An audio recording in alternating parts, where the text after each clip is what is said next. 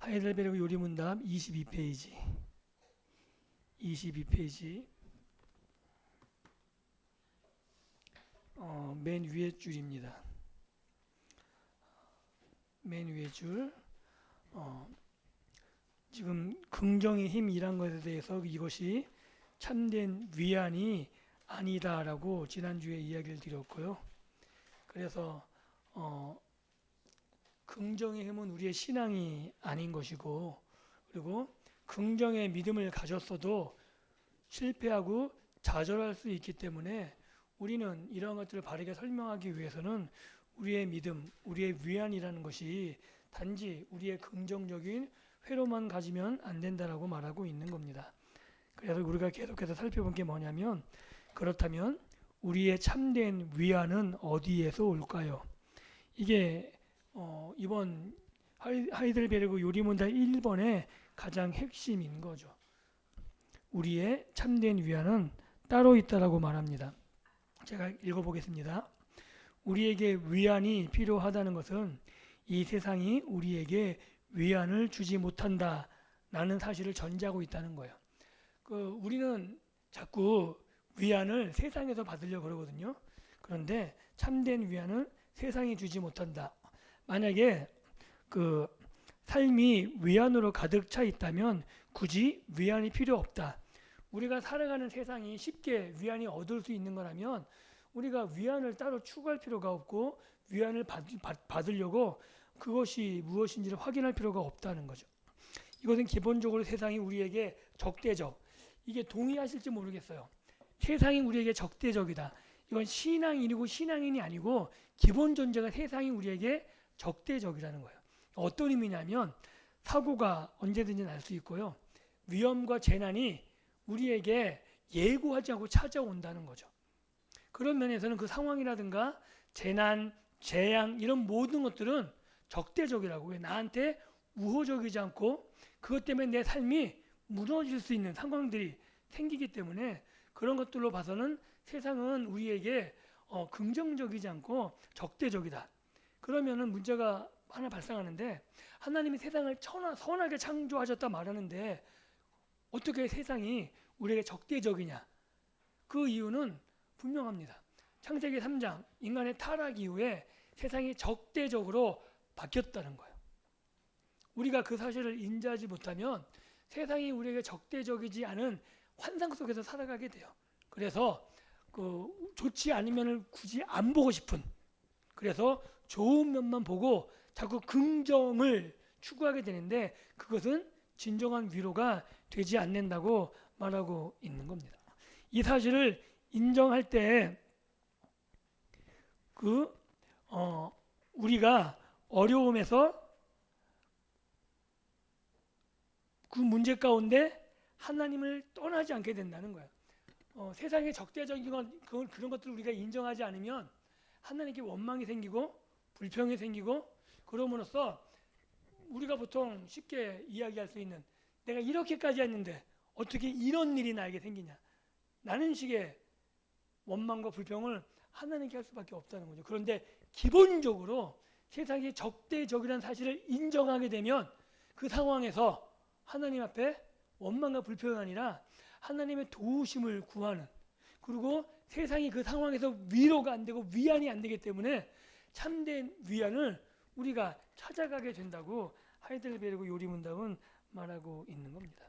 그래서 우리에게 필요한 위안은 그런 악이나 위험이 닥치더라도 그것 때문에 좌절하지 않고 우리 자신을 지킬 수 있는 것, 그것이 우리에게 필요한 위안이고, 그리고 이것이 하나님이 우리에게 주시는 위안이다. 어떠한 상황에서도 그 위안은 그러니까 상황에 따라 어떤 것은 위안이 되고 어떤 것은 위안이 안 되면 그것은 참된 위안이 아니라는 거죠. 한번 여쭤볼게요. 초대교회 성도들이 원형경기장 콜로세움에서 양의 가죽, 피 흘리는 양 가죽을 뒤집어 쓰고 사자에게 찢겨 죽였거든요. 정말 그들에게 예수 그리스도가 위안이 되었을까요? 그 상황에서 예수 그리스도가 위안이 안 된다면 우리의 믿음은 헛것이라는 거예요. 그런데 정말 그 상황에서 초대교회 성도들은 위안 가운데 참된 위로 위안을 받으면서 자기 목숨을 예수님께 맡겼거든요. 세상에서 그 어떤 것도 떼쓸 수 없는 위안을 그들은 경험하고 가지고 있었다고 교회의 역사는 증명해 주고 있습니다. 그런 것들이 참된 위안이에요. 어떤 상황이나 조건에 관계없이 나에게 위로가 되고 위안이 되는가, 그때 그것이 참된 위안이다라고 말하는 겁니다. 그래서 그 다음 번이 굉장히 중요한데요. 참된 위안은 올바른 지식에 근거해야 됩니다. 이게 무슨 말이냐면 우리가 보통 위안, 위로 그러면 감정적일 때가 많은 거예요. 내 감정이 어떻게 좀 그렇게 힘든 상황에서 놓으면 얻는 것, 이것을 위안해서 그런 감정의 상태를 원해서, 그래서 요새 사람들은 심리적인 안정을 원하고 그래서 상담받기를 원하잖아요. 그래서 그런 심리 안정과 상담을 통해서 위로받고 그 상황이 평화롭게 마무리되는 것, 그것을 위안으로 여기는데 그것은 참된 위안이 아니라는 겁니다. 왜냐하면 진정한 위안은 참된 지식에 근거한 위안이라는 거죠. 여기에서 보면 막연히 괜찮아, 잘 될 거야 라는 식은 참된 위안이 아닙니다. 우리에게 정말 필요한 것은 확실한 근거, 그 위안이 근거가 있다는 거예요. 심리학적인 그리고 상담적인 위안은 근거를 갖고 있는 게 아니고 상황적인 거예요. 그래서 긍정적인 회로를 돌리게 해요. 이 상황이 이렇게 하면 모면될 수 있을 거고 이러면 나아질 수 있을 거고. 제가 부부 세미나를 한번 인도했다가요, 다시는 부부 세미나를 안 해요. 이유가 뭐냐면 보통 부부 세미나면 저도 남자인데 남자들이 지질이 말을 안 듣거든요. 보통 부부 세미나 오라 그러면 아내들은 오기를 원하는데 남자들은 전혀 문제가 없다 생각하고 그곳에 참석하면 문제가 있다고 착각해요. 문제가 있어서 오는 게 아닌데 그런데 내가 왜 가야 돼? 그래서 그냥 여성분들이 혼자 와서 부부 세미나를 하면요, 문제가 뭐냐면 본인은 다 배워서 알잖아요. 그래서 그대로 하려고 그러면 남편이 말을 들어먹나요? 안 들어먹어서 그것을 들은 여자 아내만 무지 힘들어요. 상황이 안 바뀌기 때문에. 그러니까 배운 대로 하게 되면 그대로 남편도 반응을 해주면 되는데 남편이 안 배웠잖아요. 그럼 그런 반응을 안 해요. 그러면 상황이나 조건이 절대 바뀌지 않거든요. 마찬가지로 우리가 어떤 상황이라든가 조언을 갖고 심리학적인 상담을 하게 되면 코칭 여러 번 해주잖아요. 근데 그 코칭대로 상황이 바뀌어지느냐? 안 바뀌어지거든요. 집에 가서 코칭대로 말하면 자녀들이 그대로 따라오나요? 안 따라오거든요. 그렇기 때문에 상황이 안 바뀌면 그렇게 들을 때는 다 될 것 같고 다 돼서 마음의 평안이 올 것 같은데 막상 상황에 들어가면 상황이 하나도 안 바뀌니까 더 큰 좌절을 느낀다고요. 그래서 그런 임시 방편적인 세상의 그런 것들을 가지고 하는 위안들은 확실한 근거가 되지 않는 거죠. 그래서 비로소 성경적인 확실한 근거를 우리가 정확히 알 때 우리의 위안은 흔들리지 않는 참된 위안을 가지게 된다는 겁니다. 또한 우리에게 필요한 위안은 항상 적용을 될 수 있는 것. 그렇잖아요. 어떤 상황에도 적용되고 어떤 상황에도 적용되지 않는 거라면 이건 되게 심각한 일인 거죠.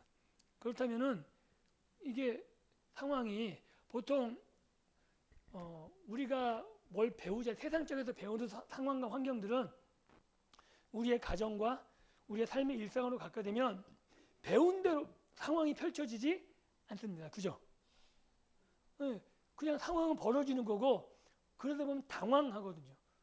그러면 내가 어떻게 해야 될지 모르는데 참된 위안이라는 것은 어떤 상황에서도 적용 가능한, 방금 전에 예를 들었듯이 죽음 앞에서마저도, 그것도 내가 잘못한 게 아니라 내가 옳은 일을 하고 내가 남을 위해서 선을 베풀었음에도 불구하고 내가 죽음의 위기로 몰렸을 때, 그때에도 나의 위안은 정당하고 나의 위안은 나에게 힘이 되는가, 이게 굉장히 중요한 거죠.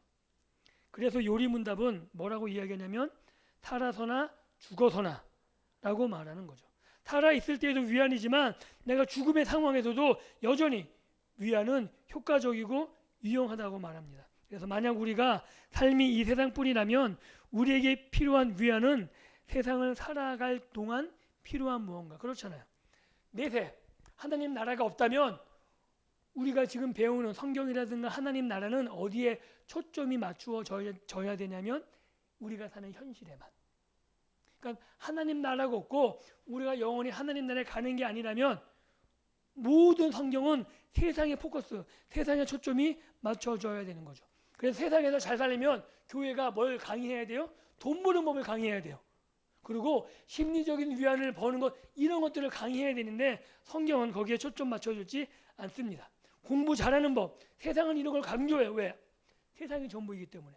세상에서 남보다 잘 살려면 공부 잘해야 되고 돈 잘 벌어야 되고 좋은 가정을 이뤄야 되고 경제적으로 이런 걸 강의하잖아요. 그래서 그런 학원들에 그런 돈 잘 버는 주식 잘하는 이런 거에 몰리는데 성경은 그렇지 않다는 거죠. 그래서 그 다음 문단을 보게 되면 요즘 세상에서 무엇보다도 효과적인 위안은 돈입니다. 인정하세요? 세상에서 가장 효과적인 위안은 돈이라 그래요. 그러나 우리는 어리석은 부자의 비유를 잘 알고 있습니다. 그는 곡식을 쌓아둘 곳이 없을 정도로 부자가 되었습니다. 그리고 심중에 말합니다. 내가 이렇게 하리라. 내 곡간을 헐고 더 크게 짓고 내 모든 곡식과 건물을 거기 쌓아두리라. 또 내가 내 영혼에게 이르되 내 영혼아 여러 해 쓸 물건을 많이 쌓아두었으니 평안히 쉬고 먹고 마시고 즐거워하자. 그런데 하나님께서 그의 영혼은 오늘 저녁 다시 취할 것이라고 말씀하셨지만 그는 아마도 죽는 그 순간까지 아무런 염려 없이 살았을 것입니다. 우리에게 필요한 위안은 이런 위안이 아닙니다. 이 세상의 위안이라면 부자는 정말 위안 가운데 아무 염려 걱정 없이 죽었을 거예요. 그런데 그것이 가짜이기 때문에 문제가 된다는 거고, 왜? 부자에게는 그 다음 생 하나님 나라에 대한 약속을 못 받았잖아요. 그렇기 때문에 그 약속은 그 부자가 갈구했던 위안은 신기루 같은 것, 전혀 세상적으로는 많이 풍성한 것이지만 전혀 영혼에 도움이 안 되는 것이라고 말하는 것이고요.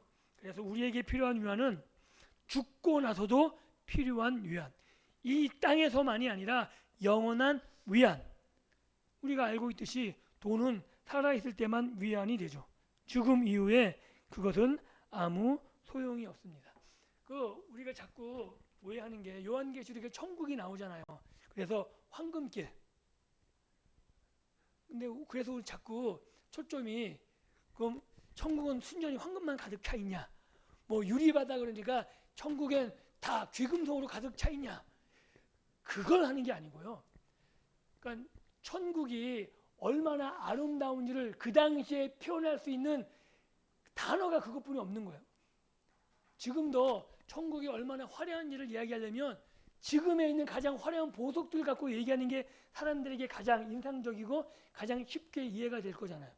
그렇기 때문에 지금도 황금길 이야기하면 천국이 그런 거야. 얼마나 멋있고 아름답고 웅장하고, 왜? 표현할 방법이 그것뿐이 없으니까. 그런데 그것 때문에 뭐가 문제가 되냐면 천국의 가장 근본적인 본질을 놓치고 있는 거예요. 천국에 왜 가고 싶으세요? 권사님 왜 가고 싶으세요? 예.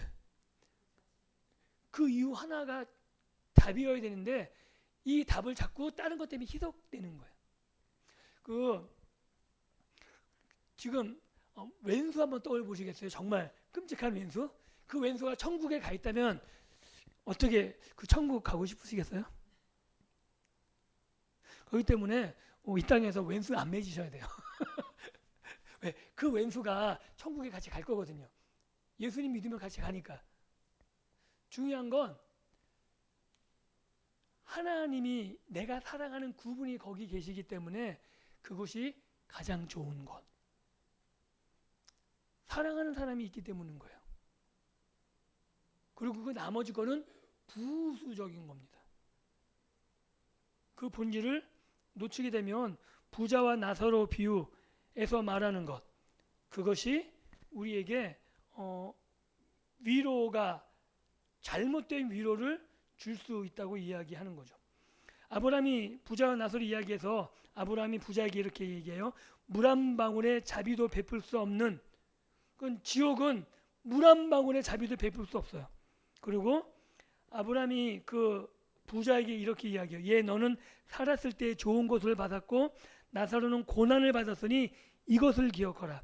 이제 저는 여기서 위로를 받고 너는 괴로움을 받느니라. 이 세상에서 받았던 위안이 영원한 세상에서의 위안을 보장해 주지 못한다는 거죠. 즉 우리는 자꾸 이 세상에서 위안을 얘기하는데 이건 굉장히 조심해야 될 거예요. 오늘은 여기까지만 하고 넘어가야 될 것 같은데요. 우리는 자꾸 성경에서 오해하는 부분이 뭐냐면 이 땅에서도 잘 살고 천국에서도 잘 살고 싶어요. 그래서 부자와 나사로의 비유를 보면 굉장히 도전적이고 굉장히 충격적인 거예요. 왜냐하면 거지 나사로가 아브라함의 품에 안긴 게 믿음 때문이라고 이야기하지 않아요. 그 본문에서는. 지금 오늘 여기서 읽었처럼 너는 이 땅에서 위로받았으니까 너는 다음 생에서 위로 못 받는 거야. 나사로는 이 땅에서 고난받았기 때문에 다음 생에서 위로받는 거야. 기본 존재는 하나님 백성임을 깔고 있는데 하나님 백성이 이 땅에서의 위안을 추구하면 하나님과 관계없는 삶을 살게 되고 그러면 하나님 앞에서 위안 없는 삶을 살게 되는 거고 하나님 백성으로 이 땅에 고난받는 삶을 살아가는 그들을 하나님이 위안하신다는 거야. 그렇기 때문에 우리는 이 땅에서 위안을 추구할 것인가? 아니면 이 땅에서 고난 가운데서 진정한 위안을 바라보며 나갈 것인가? 또 하나 예를 들면 이런 거죠. 예수님께서 이야기하신 게 뭐냐면 우리가 이 땅에서 좋은 것을 주신다 그러잖아요. 그러니까 이 땅에서 썩어질 것, 그러니까 우리가 썩어질 것을 하나님이 썩지 아니할 것으로 바꿔주시는 게 구원이거든요. 그런데 우리는 자꾸 예수 믿으면 썩어질 것을 주기를 원한다고요. 분명히 사도 바울도 예수님도 계속 얘기하는 게 뭐냐면 우리는 썩어질 것이 썩지 아니할 것으로 변화되는 거잖아요. 그죠? 이게 예수님이 하신 약속이거든요. 그러면 우리가 이 땅에서 쓰는 모든 것들은 한번 생각해 보시자고요. 썩어질 겁니까? 썩지 아니할 겁니까? 다 썩어질 거죠. 그런데 그 썩어질 것은 천국에 갖고 갈 수 없는 거잖아요. 하나님 나라에 그것 갖고 못 가는데 자꾸 그 썩어질 것을 추구하는 삶을 사는 거라고요. 그런데 썩지 아니할 것은 뭐냐면 하나님을 닮아가는 것, 그리고 이 땅에서 썩어질 것을 가지고 베풀므로써 나눔으로써 그것이 그 사람의 생명을 구원하는 그것들이 썩지 아니할 것으로 남는 거라고요. 그러니까 가치관의 전향이 일어나야 된다고 말하는데 자꾸 우리는 예수 믿으면 하나님이 썩어질 것으로 복 주신다고 착각하는 거예요. 그런데 하나님이 주시는 복은 뭐냐면 우리가 썩어질 것이 썩지 아니할 것으로 바뀌어지는 삶이 되는 거거든요. 그것이 진정한 복이고 진정한 가치고, 그래서 우리 인생이 썩어진 인생이 아니라 썩지 아니할 인생, 그리고 우리가 이 땅에 썩어질 것을 가지고 썩지 아니할 것을 남기는 인생으로 바뀌어져 가야 되는데 우리가 잘못 신앙을 갖게 되면 요새 속된 말로 번영신앙, 이게 뭐냐면 예수 믿으면 더 복받고 세상적으로 성공하고 잘되고, 그게 뭐냐면 썩어질 것을 추구하는 거잖아요. 성경은 썩지 아니할 것을 하나님은 주신다 그랬는데 자꾸 썩어질 것을 받는 걸 신앙이라 그러고 그것이 하나님의 축복이라 얘기하는데 아니요. 그렇다고 또 이러시면 안 돼요. 그럼 내가 지금 이렇게 돈이 있는 게 잘못된 건가? 아니에요. 우리에게 돈이 필요해요. 왜? 그걸 가지고 썩지 아니할 것에 투자할 때 가야 되거든요. 우리에게 그렇게 주시는 것은 하나님이 이 땅을 하나님 나라로 갖고 가기 위해서 우리에게 허락하시는 것들이기 때문에, 그래서 물질은 계속 축적하고 눌리는 것이 아니라 선용해야 되는 겁니다. 하나님의 나라를 위해서 정말 그것이 썩지 아니할 것을 위해서 사용하는 삶을 살아가는 것, 이것이 하나님 백성이 살아가는 방법이고 그것을 통해서 오늘 얘기한 거, 너는 이 땅에서 고난을 받았는데 내가 위로할게. 내가 너에게 참된 위안을 줄게. 그런데 우리가 신앙생활을 한다 그러면서 계속 썩어질 것으로 축적하고 누리고 그것에 안위를 누리게 된다면 부자가 되는 거예요. 너 이 땅에서 위안 다 받았으니까 너는 내가 사는 이 영혼의 세계에서는 너는 고난을 받는 거야. 굉장히 큰 도전이고 우리가 굉장히 심각하게 받아들여야 될 예수님의 말씀인 거예요. 그래서 참된 위안이라는 게 우리에게 너무나 중요한 거죠. 어디에서나 적용되는. 물질이 많아서 위안이면 물질 없으면 되게 고민스러운 거잖아요. 갈등하고 번민하고. 건강할 때 위안이라면 건강을 잃으면 어떡하시겠어요? 세상적인 건 전부 다 한정적인 거고 적용의 가치가 달라져요. 그러니까 상대적 빈곤 아시죠? 상황 따라 달라지는 거예요. 비교 우위. 그런데 성경에서 말한 참된 위안은 절대적인 겁니다. 어떤 상황에서도 동일하게 적용되는. 그래서 하이델베르그 요리문답 1번이 뭐냐면 살아서나 죽어서나 예수 그리스도는 우리의 참된 위안이 되십니다. 우리의 위안이 오로지 예수 그리스도만이라는 겁니다. 그것은 어디에서나 적용 가능한, 그리고 어떤 상황에서도 적용 가능하고 썩지 아니할 것이기 때문에, 그리고 썩지 아니하는 삶을 살기 때문에 썩어질 것을 가지고 썩지 아니하는 인생을 살아가게 되는 거예요. 그렇기 때문에 여기 있는 권사님들 돈 많이 갖고 계시면 좋겠어요. 왜? 그것을 가지고 썩지 아니할 인생을 살 수 있기 때문에 우리만이. 그게 중요한 거예요. 세상 사람들은 썩을 것을 가지고 썩을 인생을 살아가거든요. 가치 없는 무가치한, 그리고 세상이 더 망가지는. 그런데 예수님을 만나면, 하나님의 백성이 되면 그 썩어질 것들을 가지고 썩지 않은 삶을, 그리고 수많은 사람들에게 썩지 않은 인생을 보여주고 나타내는 삶을 살아가는 인생. 그리고 그 안에서 참된 위안을 받으며 그 참된 위안 속에 함께 초대해서 누리는 그 인생을 살아간다는 겁니다. 그게 사람들이 볼 때는 고난일 수도 있고 아픔일 수도 있죠. 왜? 이해를 못해요. 야, 너 그거 돈 없이 어떻게 살려고? 야, 너 왜 힘든 일 네가 그거 하는데?